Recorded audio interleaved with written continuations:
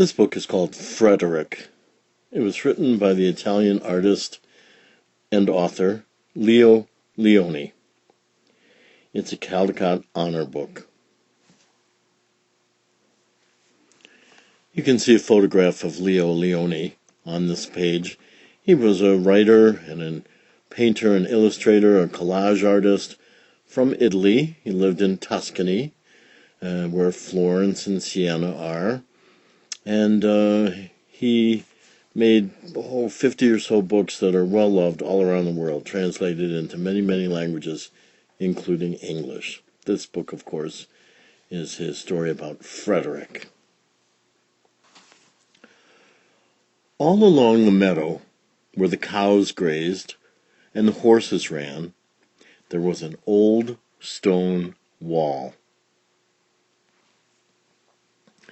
In that wall, not far from the barn and the granary, a chatty family of field mice had their home. But the farmers had moved away. The barn was abandoned, and the granary stood empty. And since winter was not far off, the little mice began to gather corn and nuts and wheat and straw. They all worked day and night, all except Frederick. "Frederick, why don't you work?" they asked. I do work," said Frederick. "I gather sun rays for the cold, dark winter days." And when they saw Frederick sitting there, staring at the meadow, they said, And now, Frederick?" "I gather colors," answered Frederick simply, "for winter is gray." And once Frederick seemed half asleep. "Are you dreaming, Frederick?" they asked reproachfully. But Frederick said, "Oh no, I am gathering words, for the winter days are long and many, and we'll run out of things to say." The winter days came, and when the first snow fell, the 5 little field mice took to their hideout in the stones. In the beginning, there was lots to eat, and the mice told stories of foolish foxes and silly cats. They were a happy family. But little by little, they had nibbled up most of the nuts and berries. The straw was gone, and the corn was only a memory. It was cold in the wall, and no one felt like chatting.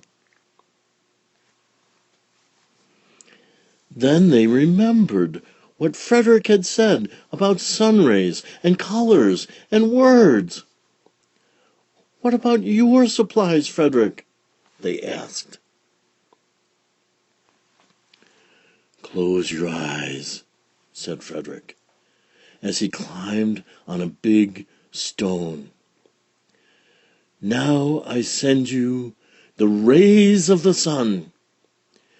Do you feel how their golden glow?"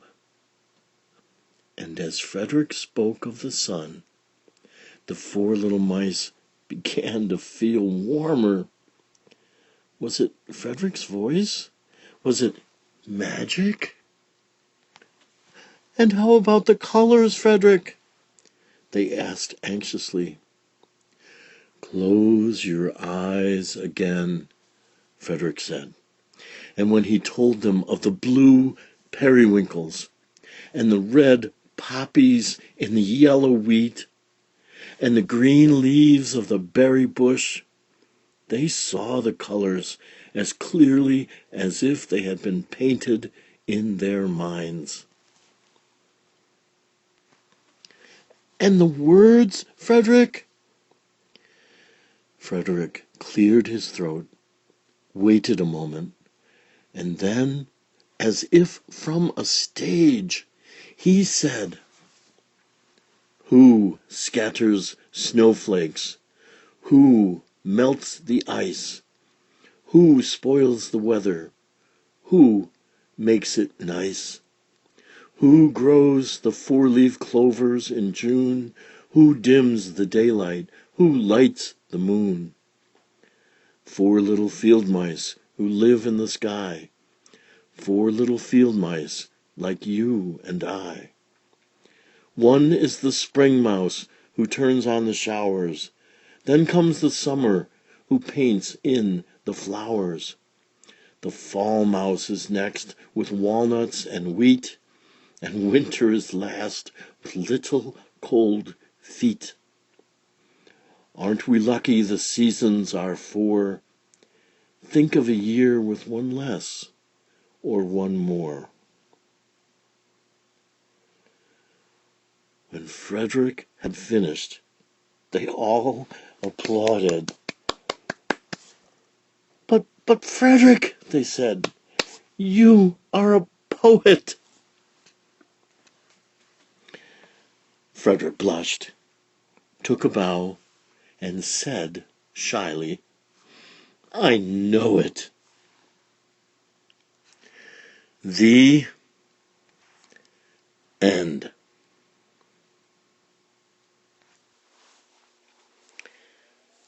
This book has been Frederick. The story was written by, and all the artwork was done by, Leo Lionni.